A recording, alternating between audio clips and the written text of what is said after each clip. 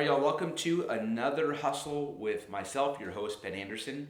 Today, I'm talking specifically about loan officers and who should be a loan officer. And when I say who should be, is what kind of person makes a lot of money as a loan officer? What kind of attributes? What kind of resolve? And what does it take? And if you're listening to my podcast and you aren't a loan officer, I'm going to give you guys the blueprint today for what you need to do. And after that, I will tell you how they get paid, how much they make. And I personally know, loan officers that make more than $10 million a year. That's right, that's more than NFL contracts. That's more than people that are reality stars. That's more than a lot of actors make. And the reason why I believe this career is better is it's an every year career.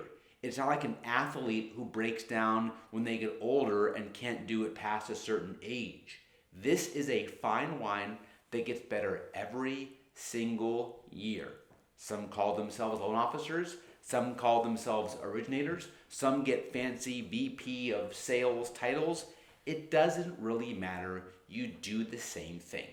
So in today's podcast, I'm going to tell you who should be a loan officer.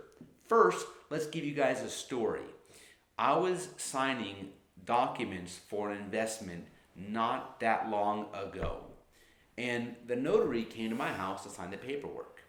And this notary was excited that he was signing my papers. He knew who I was from just the content that I put out. And he asked at the end of our session, is there anything else he could do for me? And I said, you know what you could do? This is a time-sensitive matter, and FedEx is closed for the day. I said, and he was expressing his desire in our session to become his own loan officer and make more money. And I said, well, let's put that to the test. I would challenge you in the morning. If you can drive my documents down to the title office, which is like a 3-hour trip, you have what it takes to be a loan officer. He goes, I'm up for the challenge. I said, you get back to me. If you can drop these docs off, and then you can sit and take a 20-hour test and get your license, I will help you become a superstar based on my coachings and teachings. He said, great. So this loan officer in training, who was a notary at the time, and notaries make $100, $150 a signing, so only so much you could make as a notary. Let's say you sign 10 people a day, maybe making $1,000 a day. That's great money. That's a lot of driving, a lot of traveling to make $10,000 maybe in a month. Not to knock that's not a lot of money, but I'm just saying that kind of effort, you can make significantly more as a salesperson in mortgage. So long story short, he drives my docs all the way down at 6 in the morning, gets them there on time, and then studies for his test, and within 30 days passes his test. I get him in the academy, and I refer him to a company that's going to train him, and now he's on his way to making a robust income in mortgage. So it doesn't take growing up in real estate to get into mortgage. It does take I'll do whatever it takes attitude to get into mortgage. So who should be a loan officer besides this story? Let's start by talking about what you don't have to have. Some of the misconceptions around being a loan officer. Number one, you don't have to be a math whiz. Everything is done on a calculator. You can get it on Google. A company that hires you probably has tools that allows you to calculate payments. You don't need to be an office desk person. I was an athlete, never thought I'd sit behind a desk, but if the money's right, you'll do almost anything that it takes to make a living. Number three, you don't have to be a salesperson. You don't have to have a lot of experience doing sales. A lot of people think, well, I have to have done real estate sales or marketing sales or auto sales. I don't need to have that in my DNA. You don't have to be a math whiz. You don't have to be someone that knows they have to be in an office. And you don't have to be a salesperson, because mortgage is no longer an office position. You could be traveling, working this job, working at your home, working on the beach. This is a take your phone with you and get the job done type business. So, what do you need to be in mortgage? It's not experience, it's not sales, it's not an office desk mentality. What you do need is communication skills. You've got to be a great communicator. An example, a client's going to come to you when they're buying a home and they're going to say, "When is my loan doc package ready for signing? I have to close in 2 days. Are we going to sign on time?" Now, if there's an issue as to why that package can't get out, how do you handle it as a loan officer?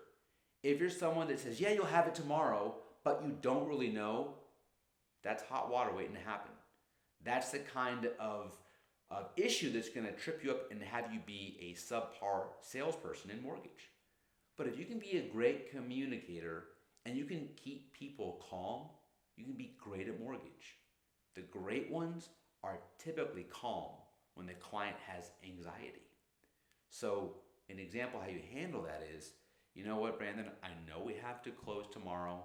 The underwriter came back with extra conditions. I know, I understand, I'm on your team. I didn't add these conditions. Yes, I know we're still going to close. I'm more than happy to talk to your realtor and let them know we're still going to get the job done. I'm on the same team. You're not going to give up. You're not going to quit. It's going to be okay. This happens sometimes. Sometimes deals can close late, but we're still going to get it closed." And you have to be able to let the client get upset and let them just roll through their emotions. And at the end of the day, they'll give you what they need to get the escrow closed, but you have to be a great communicator and be willing to answer that phone call when the client gets upset. Because once they're done and they're happy, they will thank you for staying with them through it, and that's going to be repeat business. What else do you need?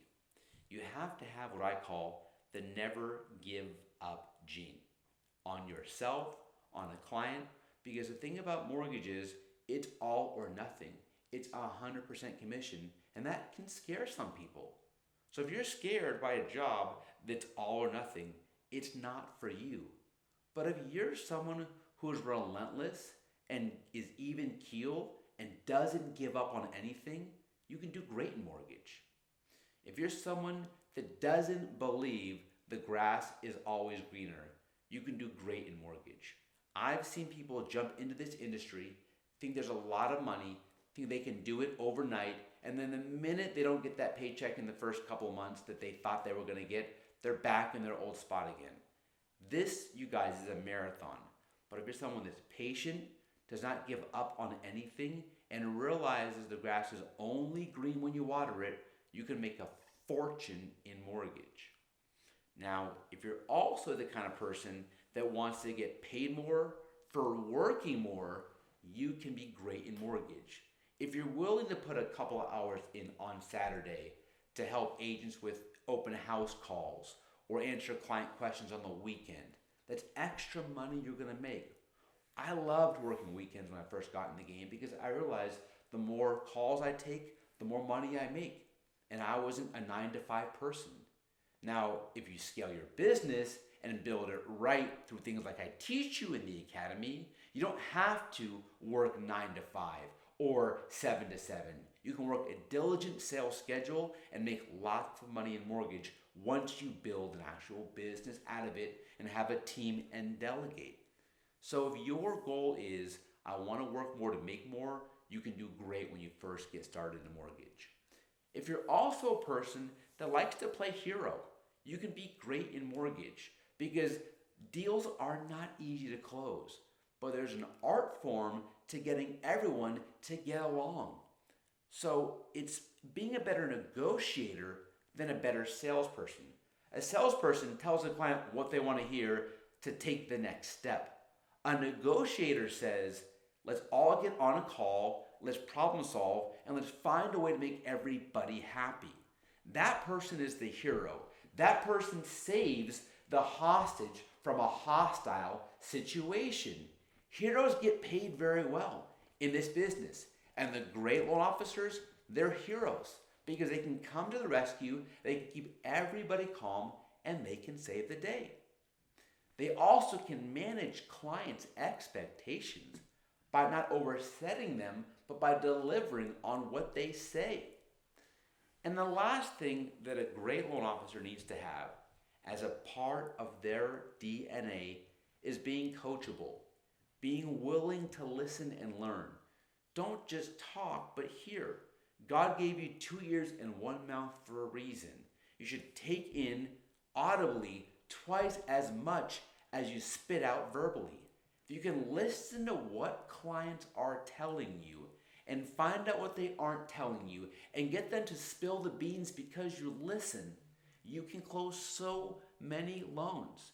At the end of the day, I know loan officers making over $1 million a month in mortgage. It's not easy, it's not everybody. But if you're a great communicator, if you never give up, if you believe the grass is only green where you water it, if you want to get paid more for working more, if you love saving the day and being a hero, if you can manage clients' expectations, and if you're willing to be coached and listen, you can make a lot of money in mortgage. How much? I'm going to tell you guys next. On our next podcast, I'm going to tell you how loan officers get paid and why if you're making less than $250,000 at whatever you're doing, you should consider making the switch to become a loan officer. That's all I got today. I'll talk to you guys in a bit about making money in this game, and let's go crush it.